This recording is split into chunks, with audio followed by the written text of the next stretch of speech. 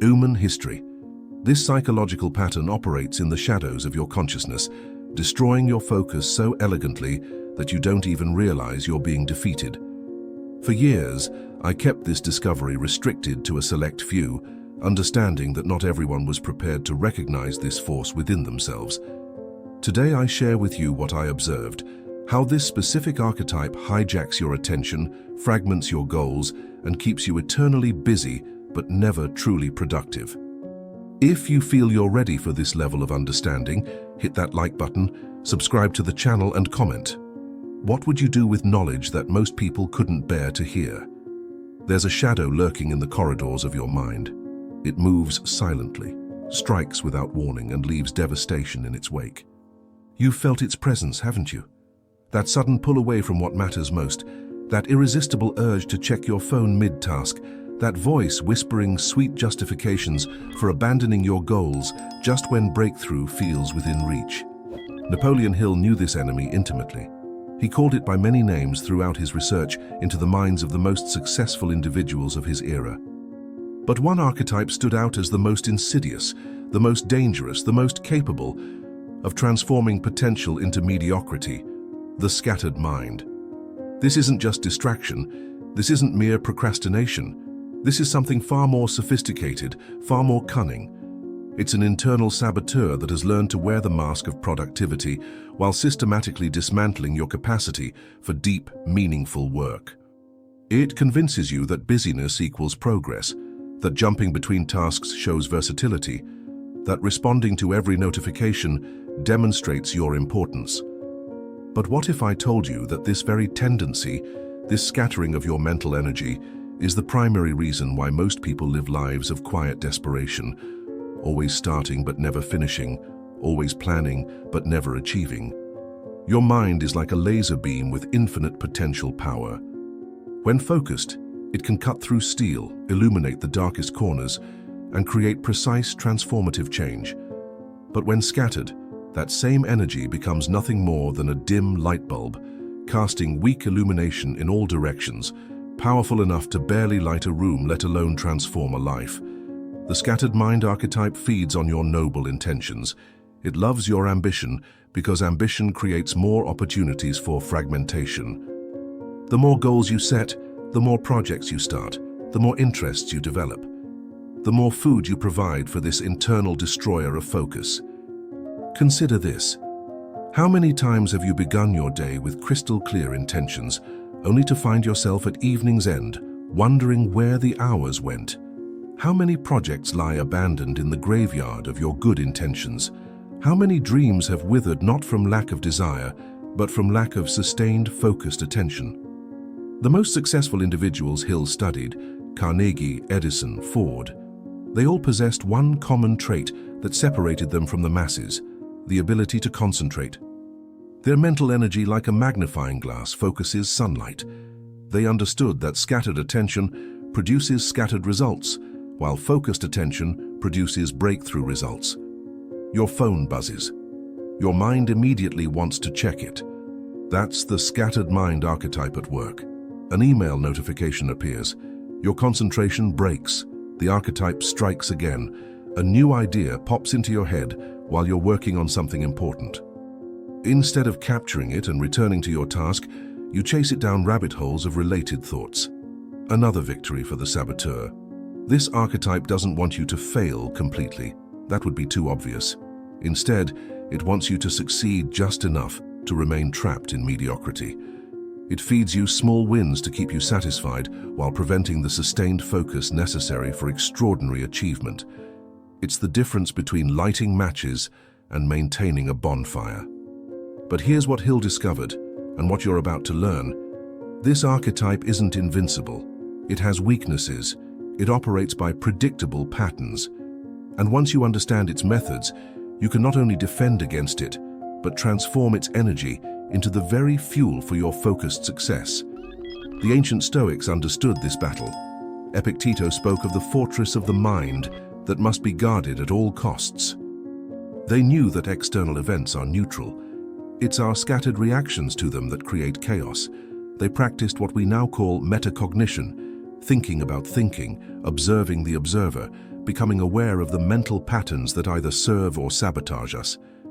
What would happen if you could reclaim the mental energy you're currently hemorrhaging to 1,000 small distractions?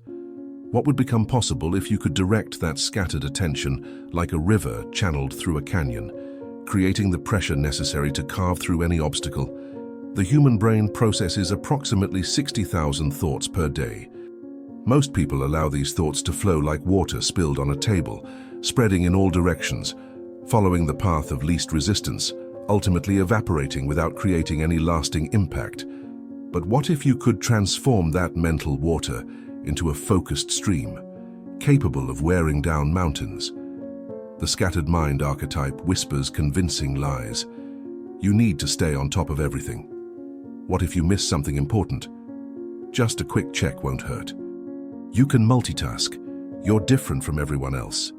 But Hill's research revealed a different truth. The most powerful minds are not those that try to hold everything, but those that learn to hold one thing completely.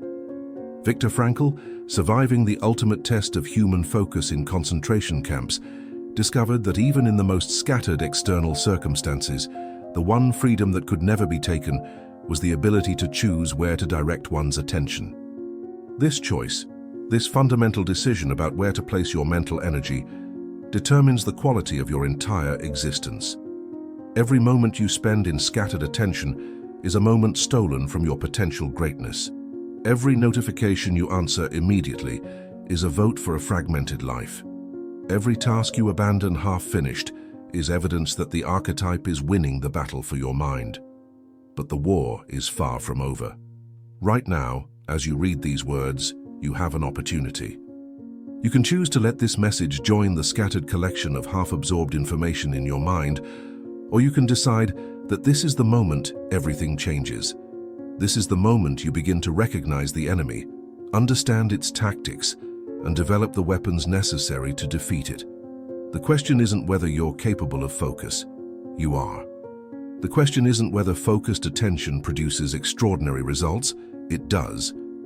The question is whether you're ready to wage war against the internal forces that have been sabotaging your highest potential. Are you ready to discover what lies on the other side of scattered living?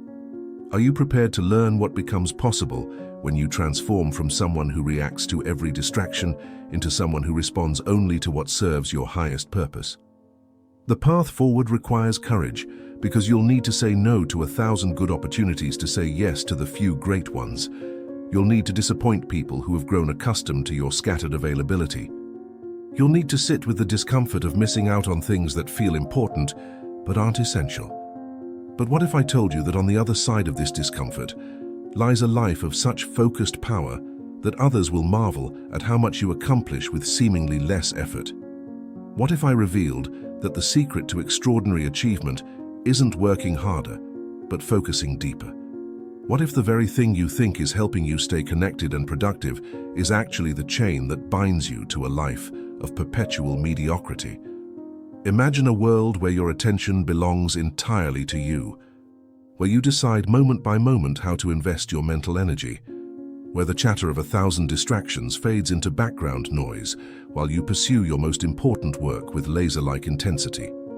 Imagine completing projects that matter, achieving goals that seemed impossible, and experiencing the deep satisfaction that comes from sustained, meaningful effort. This world isn't fantasy. It's the natural result of understanding and defeating the archetype that has been quietly undermining your focus for years. But first, you need to see exactly how this enemy operates, how it recruits your own desires against you, and why most people never even realize they're under attack. Look around you. Watch the people in coffee shops, offices, and public spaces. What do you see? Heads buried in phones while conversations die mid-sentence. Laptop screens filled with 17 browser tabs, each representing an abandoned thought or incomplete task. People who claim to be working while simultaneously checking social media, responding to messages, and planning their evening activities. This is the army of the scattered mind archetype. Millions of people who have surrendered their mental sovereignty without even realizing they're at war. They pride themselves on being multitaskers, as if fragmenting their attention were a superpower, rather than a weakness. They wear busyness like a badge of honor, constantly telling others how overwhelmed they are, how many things they're juggling, how impossible it is to keep up with everything. But here's what they don't understand. Their overwhelm isn't evidence of importance, it's evidence of defeat. The typical person checks their phone 150 times per day. That's once every 6 minutes during waking hours. Each check fragments their attention, creating what neuroscientists call attention residue, mental debris left over from the previous task that contaminates the next one. They're literally training their brains to be unable to focus. They sit down to work on something important, but within minutes they're pulled away by a notification, a thought, a sudden urge to research something completely unrelated. They tell themselves they'll just check this one thing, but one thing becomes 10 things, and what was supposed to be a focused work session becomes another exercise in mental wandering. They start projects with enthusiasm, but abandon them when the initial excitement fades and real work begins. Their computers are filled with half-written documents, their notebooks with incomplete plans, their minds with fragmented dreams that never received the sustained attention necessary to become reality. Let me tell you about Marcus, a bright software engineer with enormous potential and a scattered mind that betrayed him at every turn. Marcus had dreams of creating the next breakthrough app. He had the technical skills, the creative vision, and the market understanding necessary to succeed. He read every productivity blog, bought every course on entrepreneurship, and filled his shelves with books about success. He was always learning, always planning, always preparing to begin. But Marcus was infected by the scattered mind archetype, and he didn't even know it. Every morning, Marcus would wake up with genuine intention to focus on his app development. He'd sit down at his computer, open his development environment, and prepare to dive deep into meaningful work. But first, he'd quickly check his email. 23 messages awaited him, some important, most not, but all carrying the promise of being urgent. After responding to emails, he'd remember a feature he'd been thinking about and decide to research similar implementations in other apps.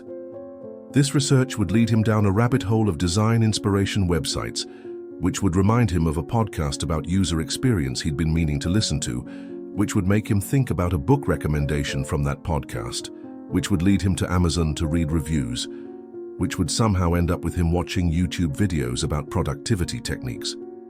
By lunchtime, Marcus would realize he'd accomplished nothing meaningful toward his app, but he'd feel busy and informed.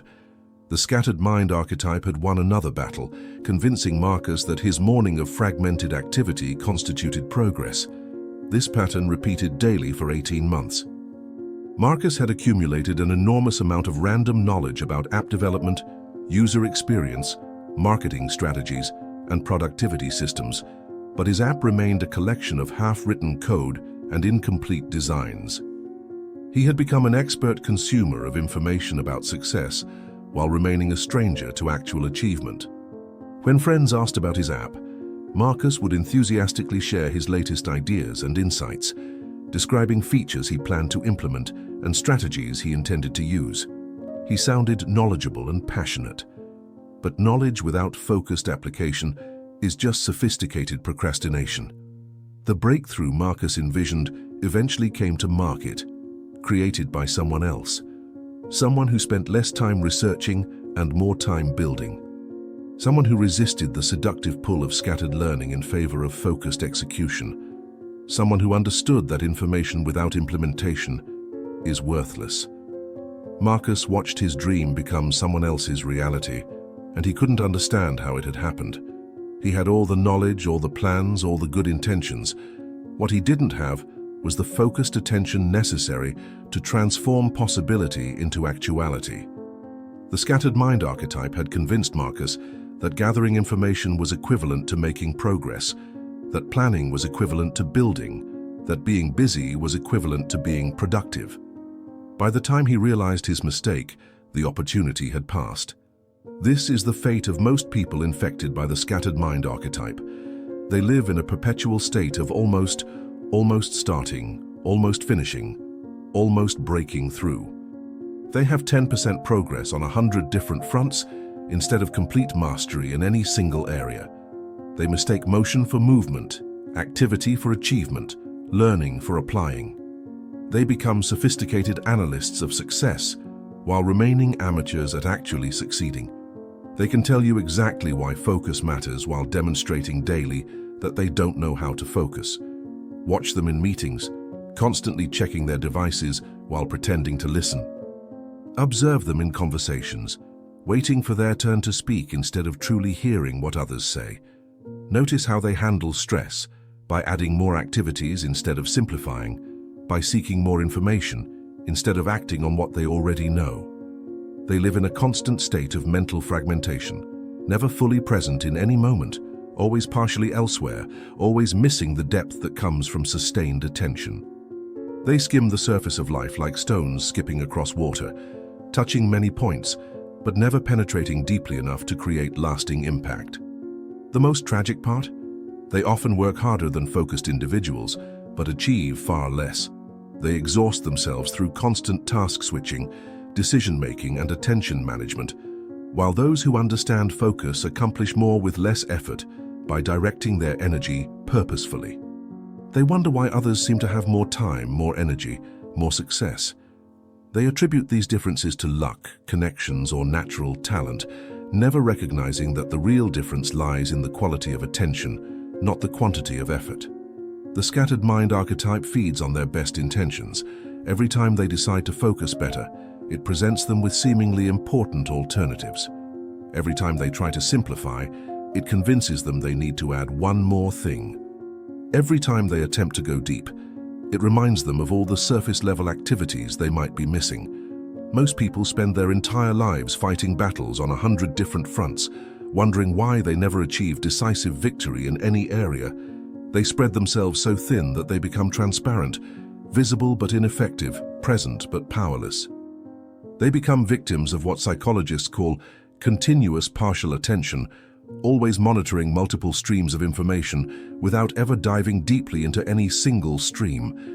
They develop the ability to handle interruption, but lose the capacity for sustained focus. They become experts at multitasking, but strangers to deep work. But here's the most frustrating part. They often know better. They've read the research about the power of focus. They understand intellectually that scattered attention produces scattered results. Yet they continue living scattered lives, defeated daily by an enemy they can identify but don't know how to fight. They make resolutions to focus better, install apps to block distractions, and create elaborate systems to manage their attention. But they treat the symptoms while feeding the disease. They try to focus harder instead of understanding why focus has become so difficult. The scattered mind archetype doesn't just steal their productivity, it steals their peace. They live in a constant state of mental agitation, always feeling behind, always feeling like they should be doing something else, always carrying the weight of unfinished business and unfulfilled potential. What if you decided to stop being one of them? What if you chose to step out of the scattered masses and join the focused few? What if you refused to accept fragmented attention as the price of modern living, and instead demanded the mental clarity that makes extraordinary achievement possible? The greatest minds in human history have all recognized the same fundamental truth. The quality of your attention determines the quality of your life. This isn't New Age philosophy or modern productivity theory. This is ancient wisdom confirmed by contemporary neuroscience. Napoleon Hill, after studying over 500 of the most successful individuals of his era, identified concentrated effort as the cornerstone of all achievement. In Think and Grow Rich, he revealed that every fortune, every breakthrough, every moment of greatness emerged from the ability to focus mental energy with laser-like precision on a definite purpose. Hill understood what modern science has now proven. The human brain literally rewires itself based on where we consistently place our attention. Neuroscientists call this neuroplasticity, the brain's ability to form and reorganize synaptic connections throughout life. When you scatter your attention, you're literally training your brain to be scattered. When you focus deeply, you're strengthening the neural pathways that support sustained concentration. Carl Jung delved deeper into this mystery, revealing that the scattered mind archetype emerges from our unconscious fear of depth. He called it the fear of one's own depth, the anxiety that arises when we contemplate focusing so completely on something that we might discover truths about ourselves and our capabilities that we're not prepared to handle. Jung recognized that scattered attention serves as a defense mechanism against our own potential. As long as we remain surface level in our pursuits, we never have to confront the magnitude of what we might accomplish with sustained effort. Scattering becomes a form of self-protection disguised as productivity. The Stoic philosophers, particularly Epictetus, taught that our suffering comes not from external events but from our scattered reactions to those events. He understood that a disciplined mind, one trained to focus on what can be controlled while ignoring what cannot, becomes immune to the chaos that destroys most people's peace and productivity. Marcus Aurelius, emperor of Rome and practitioner of Stoic philosophy, carried this wisdom into the highest levels of leadership. His meditations reveal a mind trained to return constantly to what matters most, filtering out the endless distractions that accompany power and responsibility. He knew that scattered attention leads to scattered decision-making, which leads to scattered results. Viktor Frankl, through his experiences in concentration camps, discovered that even in the most extreme circumstances, humans retain the freedom to choose where they place their attention. This choice, what Frankl called the last of human freedoms, becomes the foundation for all other freedoms. When you control your attention, you control your experience of reality itself. James Clear, in his modern synthesis of habit research, demonstrates how focused attention creates compound effects that seem almost magical to outside observers. He shows that small, consistent actions sustained through focused effort produce exponential results over time. But this only works when attention remains concentrated long enough for compound effects to accumulate. The research is unambiguous. Scattered attention produces linear results at best, while focused attention produces exponential outcomes. Yet most people choose the scattered path, not understanding that they're choosing mediocrity disguised as activity.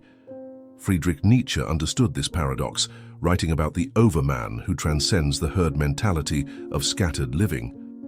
He saw that most people flee from the intensity required for greatness, preferring the comfortable numbness of perpetual distraction. Nietzsche knew that becoming extraordinary requires saying no to almost everything so you can say yes completely to the few things that matter most. Consider the logical progression that leads from scattered thinking to scattered living. If you allow external stimuli to determine where you place your attention, then you're living a reactive life rather than a purposeful one. If you're living reactively, you're not choosing your experiences. They're choosing you. If you're not choosing your experiences, you're not in control of your outcomes. If you're not in control of your outcomes, you're not truly living. You're being lived by forces beyond your awareness. Conversely, if you consciously choose where to place your attention, you're living purposefully rather than reactively. If you're living purposefully, you're choosing your experiences rather than being chosen by them. If you're choosing your experiences, you're controlling your outcomes. If you're controlling your outcomes, you're truly living rather than being lived. This is why the ancient Greek concept of prosos, continuous attention to the present moment and one's inner state, formed the foundation of all philosophical practice. They understood that without controlled attention, philosophy becomes mere intellectual entertainment rather than transformational practice. The metaphor of the river illustrates this perfectly. Scattered attention flows like water without banks, spreading in all directions, following the path of least resistance, ultimately evaporating without creating lasting change. Focused attention flows like a river with defined banks, channeling all that energy in a single direction, creating the pressure necessary to carve canyons through solid rock. Think of your mind as a magnifying glass held under sunlight. When the glass moves constantly, the light spreads harmlessly across whatever surface lies beneath. But when the glass remains perfectly still, focusing all that light energy into a single point, it creates enough concentrated heat to start fires. The scattered mind archetype understands this power, which is precisely why it works so hard to keep your mental magnifying glass in constant motion. As long as your attention scatters, you remain harmless to the status quo. But the moment you learn to hold that lens perfectly still, you become capable of igniting transformations that seemed impossible. Modern neuroscience reveals why scattered attention feels so compelling, despite being so destructive. Every time you respond to a notification or switch between tasks, your brain releases a small hit of dopamine, the same neurotransmitter involved in addiction. You're literally becoming addicted to distraction, training your brain to crave the very thing that destroys your ability to focus. Dr. Adam Gazzaley's research demonstrates that the human brain didn't evolve to handle the constant interruptions of modern life. Our ancestors faced intermittent threats that required brief, intense focus, followed by periods of recovery. Today's continuous partial attention creates a state of chronic mental stress that impairs both cognitive performance and emotional regulation. The solution isn't to fight against your brain's natural tendencies, but to work with them. Ancient contemplative traditions understood this, developing practices that gradually strengthen the mind's capacity for sustained attention. They knew that focus is like a muscle. It grows stronger through consistent, progressive training. Zen masters speak of one-pointedness, the ability to place complete attention on a single object without wavering. They understand that this capacity, once developed, transfers to everything else you do. Whether you're solving complex problems, creating art, or building relationships, the quality of your attention determines the quality of your results. The Hermetic tradition teaches, as above, so below, the principle that inner states create outer circumstances. Your scattered inner attention inevitably creates scattered outer results. Your focused inner attention inevitably creates focused outer achievements. There is no exception to this law. This is why Hill emphasized that successful people think in terms of definite purpose rather than vague wishes. Definite purpose provides the banks that channel mental energy purposefully. Vague wishes allow mental energy to scatter uselessly in all directions. The scattered mind archetype succeeds by convincing you that focus requires giving up options, that choosing one path means missing out on others. But Hill's research revealed the opposite truth. Those who focus intensely on one area of excellence often find that mastery in that area opens doors to opportunities in many other areas. Einstein's focused attention on theoretical physics led to breakthroughs that transformed multiple fields. Tesla's concentrated effort in electrical engineering created innovations that revolutionized how humans live. Jobs' obsessive focus on design simplicity changed entire industries. They didn't succeed despite their focus. They succeeded because of it. They understood that depth in one area creates more opportunities than surface-level knowledge in many areas. The ancient principle of memento mori, remember death, serves as the ultimate cure for scattered living. When you truly internalize that your time is finite, that every moment spent in scattered attention is gone forever, the urgency of focus becomes undeniable. Seneca warned against living as if you had endless time, because this illusion encourages the scattered approach that wastes most of what time you actually have. He advocated for intense presence in each moment, bringing complete attention to whatever deserves your focus. This understanding transforms how you approach every task, every conversation, every opportunity to create something meaningful. Instead of skimming the surface of many experiences, you dive deeply into the few that truly matter. The paradox of modern life is that having more options often leads to worse choices. When everything seems possible, nothing feels essential. When every notification demands attention, no task receives adequate focus. When every opportunity appears urgent, nothing gets the sustained effort required for mastery. But when you understand the principle Hill discovered, that concentrated effort on definite purpose produces extraordinary results, you gain the clarity necessary to distinguish between what's merely possible and what's truly essential. Now that you understand the enemy and its methods, it's time to build your defenses and launch your counterattack. The following 5 practices form the foundation of mental sovereignty. Master these, and the scattered mind archetype loses its power over you permanently. First pillar: master the sacred hour. Choose 1 hour each day, the same hour every day, and declare it sacred. This becomes your fortress of focus, impenetrable to outside forces. No notifications, no interruptions, no exceptions. During this hour, you work on your most important project with complete concentration. Start by selecting the hour when your mental energy peaks. For most people, this occurs within the first 3 hours after waking. Your brain produces the highest levels of willpower and cognitive clarity during this window before daily stresses and decisions begin depleting your mental resources. Prepare for this hour the night before. Clear your workspace of all distractions. Know exactly what you'll work on before you sit down. Place your phone in another room, close all browser tabs except those essential to your task, and eliminate every possible source of interruption. When the hour begins, resist the urge to check email, review your calendar, or quickly handle anything else. Those activities fragment your attention before deep work even begins. Instead, immediately immerse yourself in your chosen task with complete presence. If your mind wanders, and it will, gently redirect it back to your work without judgment. This redirection strengthens your focus muscle more than maintaining perfect concentration. Each time you catch your wandering mind and bring it back, you're literally rewiring your brain for better focus. Track your sacred hour religiously. Mark each day you complete it successfully. This visual progress creates momentum and reinforces the habit. After 30 consecutive sacred hours, you'll notice a profound shift in your ability to concentrate throughout the entire day.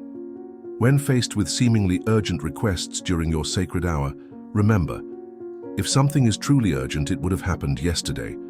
Most urgent things are simply other people's lack of planning becoming your emergency.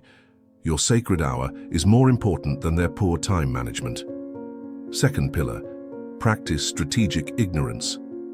Deliberately choose what information to ignore. This isn't laziness, it's wisdom. Every piece of information you consume uses cognitive resources that could be directed toward meaningful creation. Cancel news subscriptions that add anxiety without enabling action. Unsubscribe from newsletters you skim but don't apply. Unfollow social media accounts that entertain but don't educate. Remove apps that provide momentary pleasure but long-term distraction. Create information filters based on your core objectives. Ask yourself, does this information directly help me achieve my most important goals? If the answer is no, eliminate it ruthlessly. Your attention is finite. Treat it as your most valuable resource. When someone shares important information you've chosen to ignore, resist the urge to catch up. Instead, explain that you're practicing strategic ignorance to maintain focus on your priorities. Most people will respect this boundary once they understand your intention. Batch similar information consumption into designated time blocks. Instead of checking news constantly throughout the day, allocate 15 minutes each evening to review only the most essential updates. This prevents information from interrupting your focused work while keeping you reasonably informed. Practice saying "I don't know" without shame when asked about topics outside your strategic focus areas. This response often leads to more interesting conversations than pretending to know everything about everything. Third pillar, implement the 2-minute rule. When faced with any task, decision, or request, immediately categorize it using this simple framework. If it takes less than 2 minutes, do it immediately. If it takes more than 2 minutes, either schedule it for later or eliminate it entirely. This rule prevents small tasks from accumulating into overwhelming piles while protecting your extended focus periods from fragmentation. Quick email responses, brief phone calls, and simple decisions get handled immediately, clearing mental space for deeper work. However, be ruthless about the 2-minute boundary.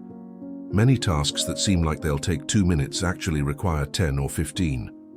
Time yourself initially to calibrate your estimation skills. Once you can accurately predict task duration, you can apply the rule with confidence. For tasks requiring more than 2 minutes, resist the temptation to start them immediately unless they align with your current focus session. Instead, capture them in a trusted system for later consideration. This capture process takes seconds and prevents important items from being forgotten while protecting your present focus. When colleagues interrupt you with requests, Apply the 2-minute rule out loud. This sounds like it will take more than 2 minutes. Let me add it to my task list, and I'll handle it during my admin time this afternoon. This response sets boundaries while demonstrating professionalism. Use the 2-minute rule for decision-making as well. If a decision can be made quickly with available information, make it immediately. If it requires research or consultation, schedule specific time for decision-making rather than letting it consume mental energy throughout the day. Fourth pillar, create environmental friction. Design your environment to make focus easy and distraction difficult. Every second of friction you add to distracting activities and every second you remove from important activities compounds into massive changes over time. Place your phone in a drawer, another room, or a locked box during focused work sessions. The physical effort required to retrieve it creates enough friction to break the automatic checking habit. Most phone checks happen unconsciously. Adding friction makes these impulses conscious, allowing you to choose whether to follow through. Use website blockers during focus sessions, but go beyond simple blocking.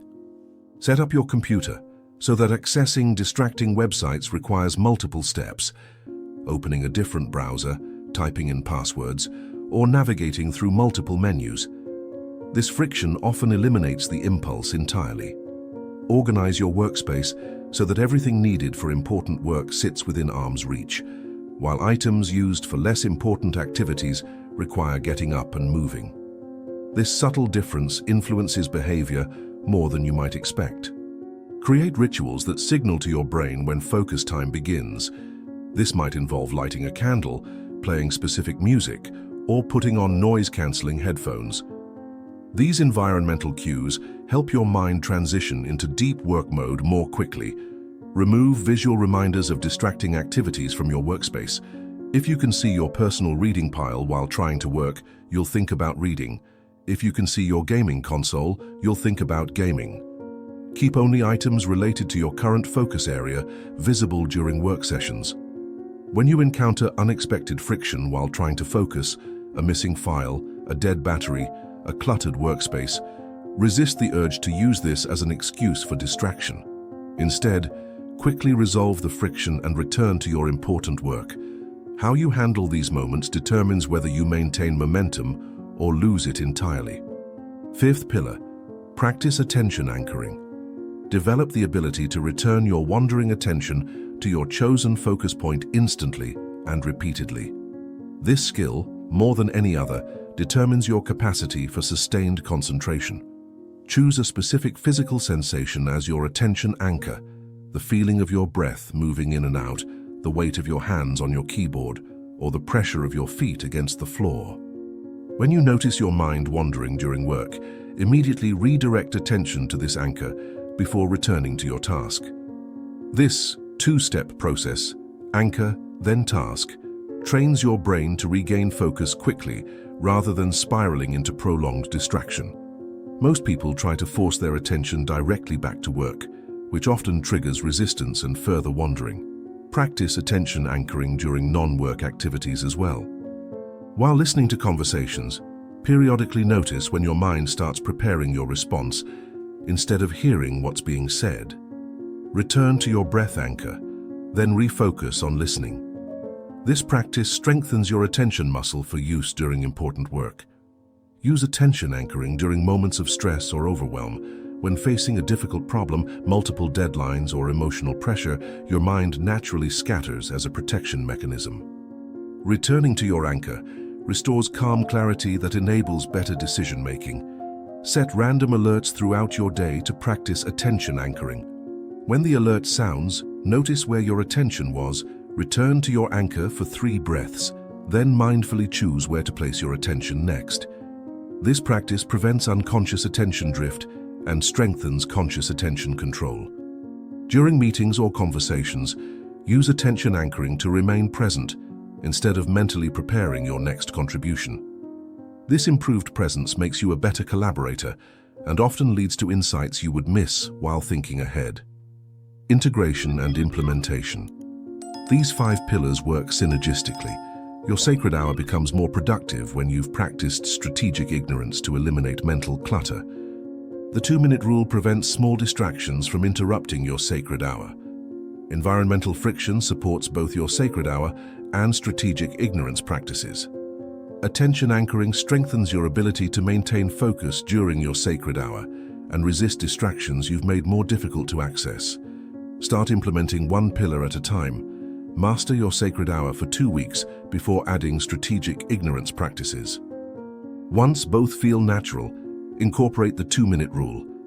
Environmental friction and attention anchoring can be developed simultaneously with the other practices. Expect resistance from others when you begin implementing these practices. Colleagues may complain about your reduced availability. Friends might criticize your selective information consumption. Family members could feel ignored during your sacred hour. This resistance is evidence that your changes are working. You're shifting from reactive availability to purposeful engagement. And this shift makes others uncomfortable because it highlights their own scattered habits. Stay committed to your practices while explaining your intentions clearly and kindly. Remember, every moment you spend defending these practices is an investment in every future moment of focused work. The temporary discomfort of establishing boundaries creates permanent improvement in your ability to achieve meaningful results. Most people will eventually respect your boundaries and may even ask for advice about implementing similar practices in their own lives. Your focused success becomes an inspiration rather than a threat once others see the results it produces. You are not just learning techniques, you are transforming into someone entirely different. Someone who understands that extraordinary achievement emerges not from constant motion, but from deliberate stillness. Someone who recognizes that power comes not from responding to everything, but from choosing carefully what deserves response. To complete this transformation, you must embody 3 sacred archetypes that represent the highest levels of focused mastery.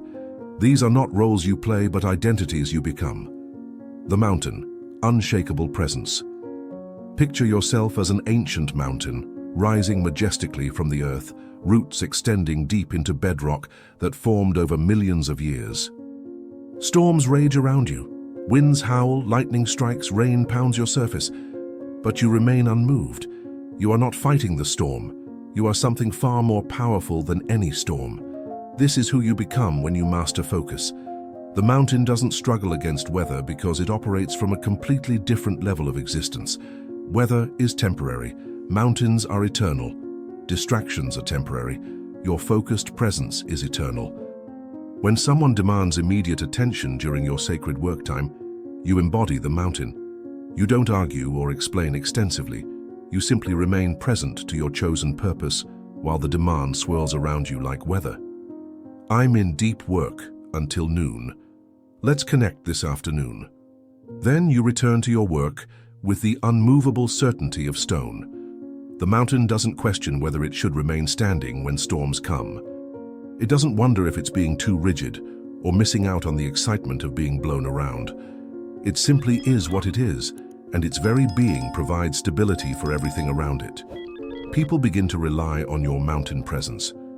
They know that when you commit to something, you follow through completely. They understand that your focus isn't rejection of them, but dedication to excellence that ultimately serves everyone. They learn to plan around your focused periods, rather than expecting you to abandon them for every minor urgency. Your mountain presence creates calm in chaotic environments. While others panic about the latest crisis or opportunity, you remain grounded in your deeper purpose. This stability allows you to see clearly when others see only confusion, to act wisely when others react frantically. The mountain teaches patience. It wasn't built in a day, a year, or even a century. It formed through countless small changes sustained over geological time. Your focused presence develops the same way, through consistent daily practice that compounds into unshakable strength. Like a mountain, you become a landmark that others navigate by. Your consistent presence and reliable focus create reference points that help others find their own stability. You don't need to be the loudest voice in the room because you're the most grounded presence. The river. Purposeful flow. Now envision yourself as a powerful river, flowing steadily toward the ocean with irresistible momentum. You don't fight obstacles, you flow around them or gradually wear them down. You don't hurry anxiously or stagnate lazily. You move with the perfect pace that accomplishes everything while wasting nothing. The river archetype represents your newfound relationship with time and energy. Instead of the scattered person who starts and stops constantly, you become someone who maintains consistent forward momentum toward your most important objectives. When faced with interruptions, you respond like water encountering a rock. You don't crash against it or stop completely. You find the path of least resistance that still maintains your essential direction. I can see this is important to you. Let me finish this section in 20 minutes, and then I'll give you my complete attention. You flow around the obstacle while maintaining forward progress. The river doesn't waste energy fighting gravity or trying to flow uphill. It works with natural forces rather than against them. Similarly, you learn to work with your natural energy rhythms, your peak focus hours, and your mind's tendency toward either flow or resistance. Rivers are incredibly powerful precisely because they don't disperse their energy. Every drop moves in the same direction with accumulated force. When you embody the river, you channel all your mental energy toward your definite purpose instead of scattering it across a dozen different directions. The river carves canyons through solid rock, not through force but through persistence. Drop by drop, year by year, the Grand Canyon was created by water that never stopped flowing. Your sustained focus works the same way, gradually but inevitably reshaping whatever resists your progress. Unlike scattered individuals who exhaust themselves fighting against every obstacle, you learn to find the natural path that accomplishes your objectives with minimal resistance. This doesn't mean avoiding all difficulty, but rather choosing which difficulties serve your greater purpose. The river also teaches adaptability within consistency. When the landscape changes, the river adjusts its course while maintaining its essential direction toward the sea. When circumstances in your life shift, you adapt your methods while keeping your fundamental focus intact. People are drawn to your river-like qualities. They sense your purposeful momentum and want to be part of something moving steadily toward meaningful destinations. Your consistency becomes magnetic because it's so rare in a world of scattered energy. The archer. Precise intention. Finally, see yourself as a master archer, drawing back the bowstring with perfect form, eyes locked on a distant target that others cannot even see. Your entire being, breath, posture, intention, and focus, aligns in service of this single moment of release. The archer archetype represents the synthesis of all your focus training. You've learned to identify what truly matters: target selection, eliminate distractions, proper stance, build sustained attention, drawing the bow, and direct your energy with precision, the release. Master archers don't shoot at everything that moves. They choose their targets carefully, understanding that each arrow represents precious resources, time, energy, attention, that can never be recovered once spent. They would rather take no shot than waste an arrow on an unworthy target. This becomes your approach to opportunities, requests, and interesting possibilities. Instead of saying yes to everything or shooting arrows randomly into the air, you develop the archer's patience to wait for targets worthy of your finest ammunition. The archer's focus is different from the mountain's stability or the river's flow. It's the intense, pinpoint concentration that excludes everything except the relationship between arrow and target. This is the quality of attention you bring to your most important work, so complete that the rest of the world temporarily ceases to exist. When you embody the archer, you understand that precision trumps speed. One perfectly placed arrow accomplishes more than a dozen scattered shots. 1 hour of completely focused work produces more valuable results than a full day of fragmented effort. The archer also teaches you about the relationship between tension and release. Drawing the bowstring requires building tension, holding it steadily, then releasing it at exactly the right moment. Your focused work follows the same pattern, building energy through concentration, maintaining it through discipline, then releasing it through decisive action. Unlike scattered individuals who are always either completely relaxed or completely tense, you learn to modulate your intensity appropriately. You can build focus when necessary and release it when appropriate, never wasting energy through misplaced effort. The archer's confidence comes from training, not hoping. Through thousands of practice sessions, the master archer develops complete trust in their ability to hit intended targets. Your daily focus practices build the same confidence in your ability to achieve meaningful objectives through sustained attention. Integrating the 3 archetypes. These 3 archetypes work together to create an integrated identity of focused mastery. In moments requiring stability, you become the mountain. When sustained effort is needed, you embody the river. When precision is essential, you transform into the archer. The mountain provides the foundation, the unshakable presence that allows focused work to happen regardless of external chaos. The river supplies the momentum, the consistent forward movement that transforms daily efforts into extraordinary achievements. The archer delivers the precision, the ability to direct concentrated energy exactly where it will create maximum impact. Together, they represent your evolution from someone who reacts to every stimulus into someone who responds only to what serves your highest purpose. You become a person who others rely on for stability, inspiration, and excellence. Most people spend their lives being blown around by circumstances like leaves in the wind, but you are becoming something entirely different. You are becoming someone whose inner state determines outer experience rather than being determined by it. This transformation doesn't happen overnight. The mountain formed over geological time. The river carved its channel through patient persistence. The archer developed mastery through dedicated practice. Your identity as a focused individual emerges through the same gradual but inevitable process. Some days you'll feel more connected to one archetype than others. Some situations will call for mountain stability, while others require river flow or archer precision. Learning to embody whichever archetype serves the moment best becomes its own form of mastery. The most important shift is recognizing that you are not a victim of your scattered tendencies. You are not someone who just can't focus or is naturally distractible. You are someone choosing to develop extraordinary capabilities through deliberate practice and conscious evolution. Your identity determines your actions more than your intentions or even your knowledge. When you truly see yourself as the mountain, river, and archer, focused behavior becomes as natural as breathing. You don't have to force yourself to concentrate, because concentration becomes simply what you do. It's who you are. You have arrived at the final frontier of focused mastery, the realm where silence becomes more powerful than speech, where pausing creates more impact than constant action, where detachment from outcomes paradoxically ensures better results. The strategic power of silence. Most people fear silence because it forces them to confront the quality of their inner life.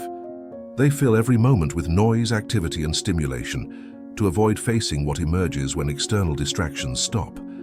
But you have developed something they lack: the courage to be alone with your own mind.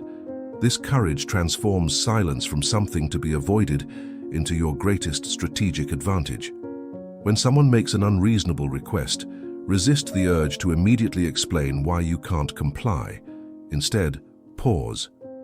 Let silence fill the space where your reactive response would have been. In that silence, they often realize the unreasonableness of their demand and modify it themselves. Your silence accomplished what your arguments could not. During negotiations, learn to present your position clearly, then remain quiet. Most people become uncomfortable with silence and fill it by revealing information they hadn't intended to share. Your comfortable silence draws out insights that give you tremendous advantage. In conversations, practice listening so completely that you hear not just words, but the needs, fears, and desires underneath them. This requires silencing your internal commentary about what you'll say next. Such listening is so rare that it immediately distinguishes you as someone extraordinary. Use silence to deepen your own thinking. When facing complex decisions, resist the urge to immediately research, consult others, or brainstorm solutions. Instead, sit quietly with the question for 10 minutes before taking any action. You'll be amazed how often the right answer emerges from stillness. The ancient masters understood that silence isn't the absence of power, it's power in its most concentrated form. When you speak after deliberate silence, your words carry weight that constant chatter could never achieve. The art of strategic pausing. Between every stimulus and response lies a space. In that space lies your freedom to choose. Most people collapse this space, reacting instantly to whatever happens around them. But you have learned to expand this space, creating room for wisdom rather than reaction. When you receive criticism, pause before responding. Ask yourself, is there truth here that could help me improve? If yes, thank them and incorporate the feedback. If no, thank them anyway, and discard the criticism without defensiveness. Your pause prevents you from saying something you'll regret while demonstrating emotional mastery that often impresses even your critics. When opportunities appear, pause before accepting them. Ask, does this align with my primary focus, or is it simply an attractive distraction? Most opportunities are disguised distractions that prevent you from achieving your most important objectives. Your pause allows you to choose strategically, rather than react emotionally. When problems arise, pause before diving into solution mode. Often, problems that seem urgent resolve themselves when given time. Your immediate intervention might prevent natural solutions from emerging. Use pausing to distinguish between problems that require action and problems that require patience. When emotions spike, anger, excitement, fear, disappointment, pause before making any decisions. Emotional states create temporary blindness to long-term consequences. Your pause allows emotions to inform you without controlling you. This strategic pausing doesn't make you slower, it makes you more accurate. Like the archer who draws the bow slowly but releases with perfect timing, your deliberate pauses create space for precision that hurried reactions cannot achieve. Detachment from outcomes. The greatest paradox of achievement is that caring too much about specific outcomes often prevents their manifestation. When you desperately need something to happen, that desperation creates the very energy that repels what you want. But when you commit completely to the process while remaining unattached to specific results, you create the conditions where extraordinary outcomes naturally emerge. This doesn't mean you don't care about results. It means you care more about becoming the kind of person who consistently takes right actions than about any particular outcome those actions might produce. When you write, focus completely on crafting the best possible sentences rather than on whether anyone will read them. When you build a business, focus entirely on serving customers excellently rather than on how much money you'll make. When you develop relationships, focus completely on understanding and supporting others rather than on what they might give you in return. This process-focused approach eliminates the anxiety that comes from constantly measuring progress against expectations. Instead of the emotional roller coaster of hope and disappointment, you experience the steady satisfaction of consistent right action. Detachment also protects you from the devastating effects of comparison. When you're attached to specific outcomes, others' successes feel like threats to your own possibilities. When you're focused on process mastery, others' achievements become inspiration rather than competition. Most people abandon projects when results don't appear as quickly as expected, but you understand that meaningful achievements operate on time frames longer than immediate gratification. Your detachment from specific timelines allows you to persist through the inevitable periods when progress isn't visible. This persistence often creates what others call overnight success, achievements that actually resulted from years of focused effort that only became visible when they reached critical mass. The daily disciplines of mastery. Extraordinary focus isn't achieved through occasional heroic efforts, but through simple practices performed consistently over extended periods. These daily disciplines form the infrastructure that supports your focused life. Begin each day with gratitude practice. Before checking any devices or engaging with external demands, spend 5 minutes acknowledging what you appreciate about your life, your opportunities, and your capabilities. This practice primes your mind for abundance rather than scarcity, collaboration rather than competition, creation rather than consumption. Gratitude specifically counteracts the scattered mind archetype's primary weapon, the feeling that you're missing out on something better elsewhere. When you're genuinely grateful for what you have and what you're doing, the grass stops looking greener everywhere else. Practice brief meditation daily. Even 5 minutes creates measurable improvements in focus, emotional regulation, and decision-making quality. Meditation isn't about emptying your mind, but about strengthening your ability to notice when your mind wanders and gently return it to your chosen focus point. This mental training transfers directly to work situations. Just as you notice wandering thoughts during meditation and return to your breath, you'll notice wandering attention during work and return to your priority tasks. End each day with reflection. Ask yourself, what did I focus on today that truly mattered? What scattered my attention unnecessarily? How can I protect my focus better tomorrow? This reflection prevents you from repeating unproductive patterns while reinforcing successful strategies.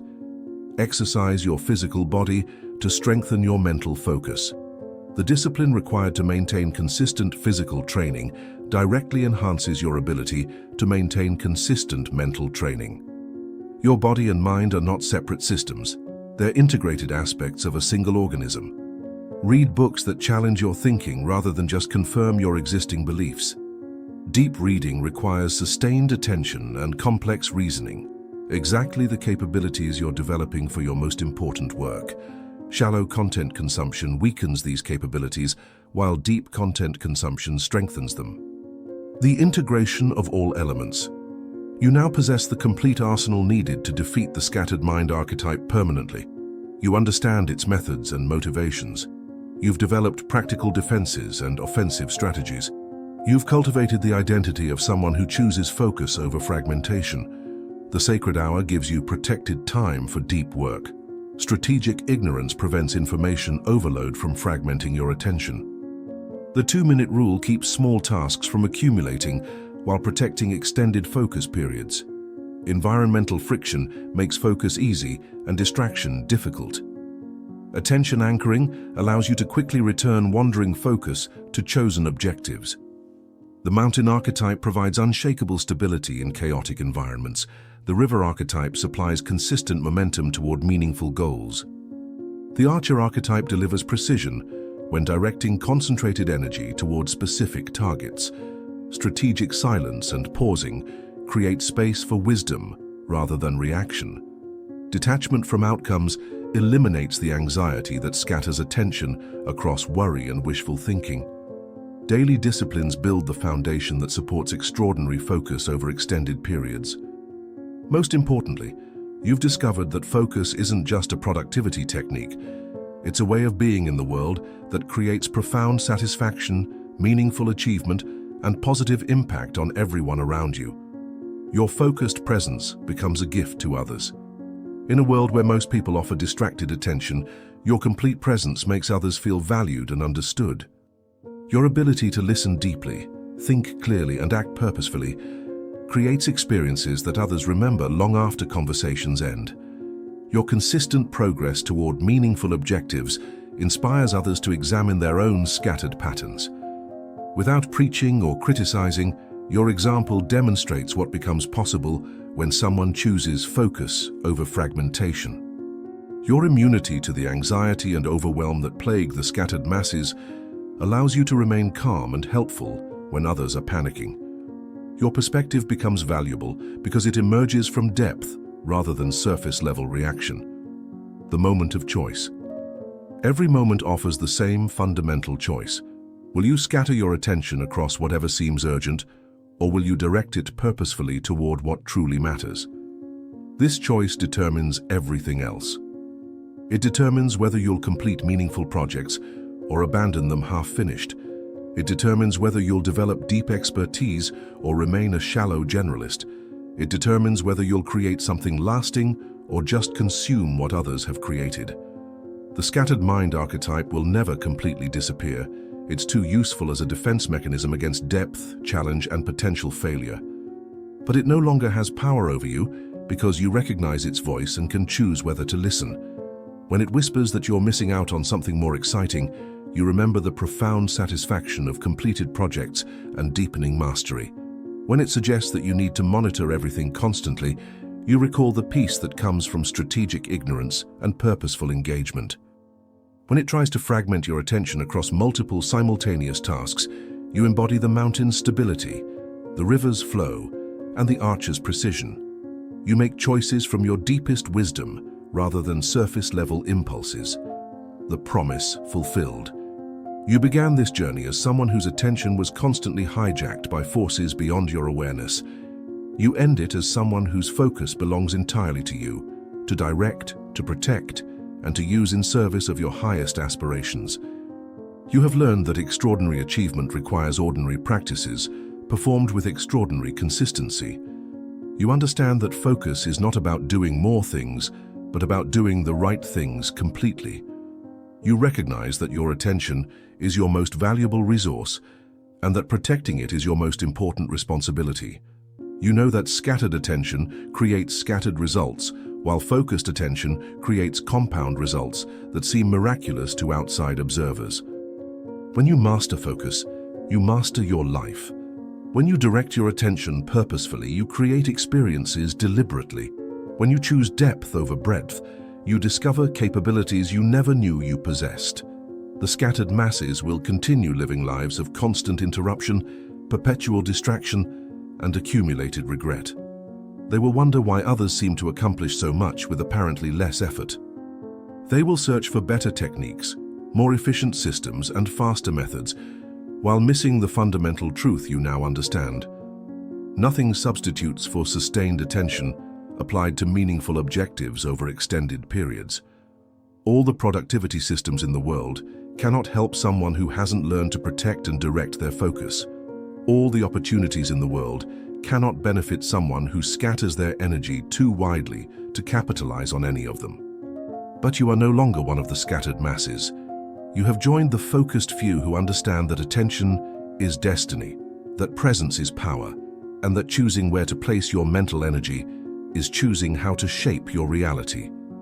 When you dominate the archetype that has been sabotaging your focus, nothing and no one can shake your fundamental commitment to meaningful work, deep relationships, and purposeful living. You become unstoppable not because you work harder than everyone else, but because you focus deeper than everyone else. The world needs your focused presence. It needs your completed projects, your deepened expertise, and your sustained attention to problems that matter. It needs examples of what becomes possible when someone refuses to accept scattered living as inevitable. You are now equipped to provide that example. You know how to guard your attention, direct your energy, and choose your responses. You understand the difference between being busy and being productive, between consuming information and creating value, between reacting to urgency and responding to importance. Your journey from scattered to focused is complete. Your new journey, using that focus to create something meaningful, begins now.